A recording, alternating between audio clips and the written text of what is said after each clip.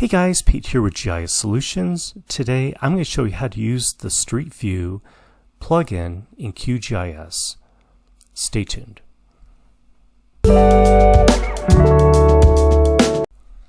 Alright guys, so let's get started. Before I add the plugin, I'm just going to add a basemap, and I'm going to my browser window here, and I'll expand out the XYZ tiles folder right here. And I'm going to add OpenStreetMap. Okay, and now I'll go ahead and add the StreetView plugin. To do that, navigate to the top toolbar, go to Plugin, Manage and Install Plugins, and make sure you're on the All tab, and let's search for StreetView.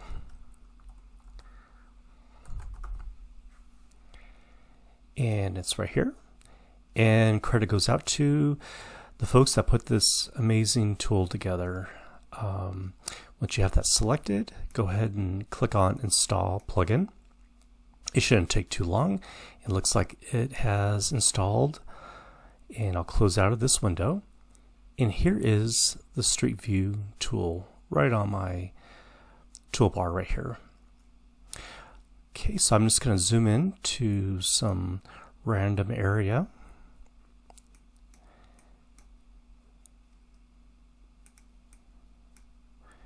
Let's just go down here, and when we click onto the StreetView tool, click onto the map where you want that StreetView icon to land, and you can see that a little red dot appeared. It was really quick, but it's just showing you where that point was.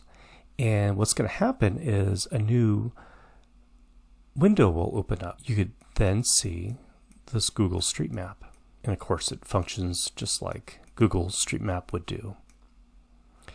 Now if I wanted to go back and add another point to get another view, just make sure that tool is activated, and again you can see where my pointer is. If I click, and I'll slow it down, but you can see like a little red dot right there, and the new location will open up in a new tab. It doesn't refresh the current tab, it just opens up a new tab. One thing I found helpful is that if you kind of resize your QGIS map and you kind of have these both somewhat lined up next to each other, it just kind of helps. Could definitely play with that how you'd like, something like that. And going back to QGIS here, since you use this tool and you want to pan around, you have to go back to the pan map tool, and now you could navigate the map a little easier here. And we'll just go to one more area.